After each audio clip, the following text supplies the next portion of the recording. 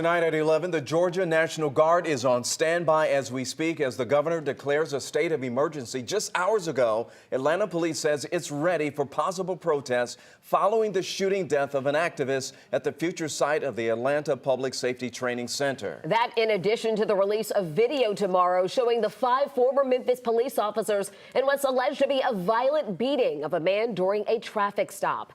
11 Alive's Cody Alcorn is live in Midtown with what we know and what we still don't know. Jennifer, Ron, the actual state of emergency declaration itself points to those violent protests last weekend in downtown Atlanta. But sources tell me this is actually directly tied to the release of the video showing the arrest of Tyre Nichols, you just mentioned. Now, I talked to attorney and social advocate Gerald Griggs, who's also the president of Georgia's NAACP, about what may happen. The issue is police accountability. An issue at the center of controversy surrounds a planned public safety training center where a state trooper was shot, and the activist who allegedly shot him was shot and killed. Troopers in Georgia don't wear body cameras. One of the solutions in Atlanta would be to equip all law enforcement officers throughout the state who are post-certified with body cams. It's real simple. You know, the Georgia State Patrol should have body cams so we could actually see what happened in the forest and get to the bottom of that. 400 miles away, their counterpart in Tennessee is investigating the death of a Memphis man who was allegedly beaten by 5 officers during a traffic stop.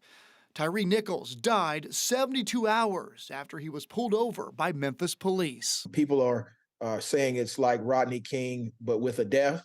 And we all know how traumatic that experience was. The 5 black officers have been fired, charged with second-degree murder. The racial makeup of the law enforcement officers has no bearing on this. The video of the arrest is set to be released Friday evening. Again, it's not to be anti-law enforcement. This is to be pro-justice, and justice has to be fair and equal, the same way it is with civilians. Tomorrow, if we see what I think we're going to see, we need to make sure that when we protest, it's peaceful, it's nonviolent, in the spirit of the First Amendment, in the spirit of the city of Atlanta, in the spirit of America.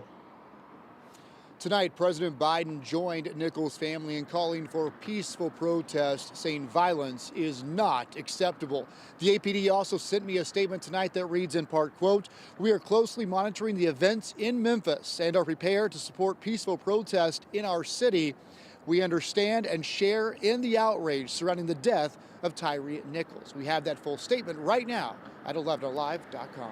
Cody, thank you. Atlanta, meanwhile, is not the only city bracing for possible protests following the release of that video.